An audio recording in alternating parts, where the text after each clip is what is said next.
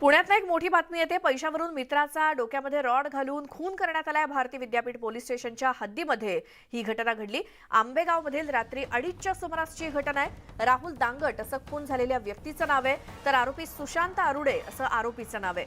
भारती विद्यापीठ पोलिसात गुन्हा दाखल झालाय। पोलीस आरोपीचा तपास करतायत।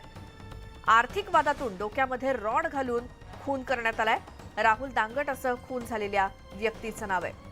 भारती विद्यापीठ पोलीस स्टेशनमध्ये खुनाचा गुन्हा दाखल झालाय आणि पोलिसांकडून आरोपीचा शोध घेतला जातोय।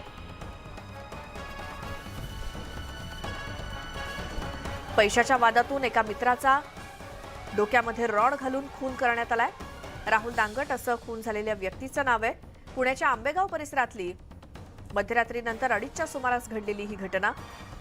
चंद्रकांत फुंदे आमचे प्रतिनिधी पुण्यातून आपल्यासोबत फोन लाईनवरती आहेत। चंद्रकांत, अतिशय गंभीर घटनाच म्हणावी लागेल, काय यातले डिटेल्स कळतायत?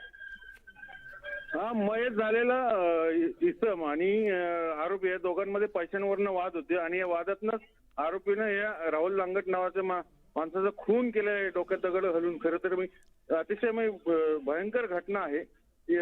रात्री 2:30च्या सुमारास आंबेगाव परिसरात घडली आणि त्यात भारतीय विद्यापीठ पोलीस स्टेशनच्या हद्दीत हा गुन्हा दाखल झालेला आहे। पण या निमित्ताने पुन्हा एकदा एक गोष्ट प्रकर्षासमोर येते की पुण्यातलं गुन्हेगारी घटनांचं सत्र अजूनही काही केलं थांबायला तयार नाही। अगोदर कोयता गँगची दहशत आणि त्यानंतर असे 302 मर्डर। त्याच्यामुळे आता पोलीस आयुक्ताला कुठेतरी इन ऍक्शन मोडमध्ये यावंच लागेल, त्याशिवाय या गुन्हेगारांच्या कृत्यांना आळा बसणार नाही।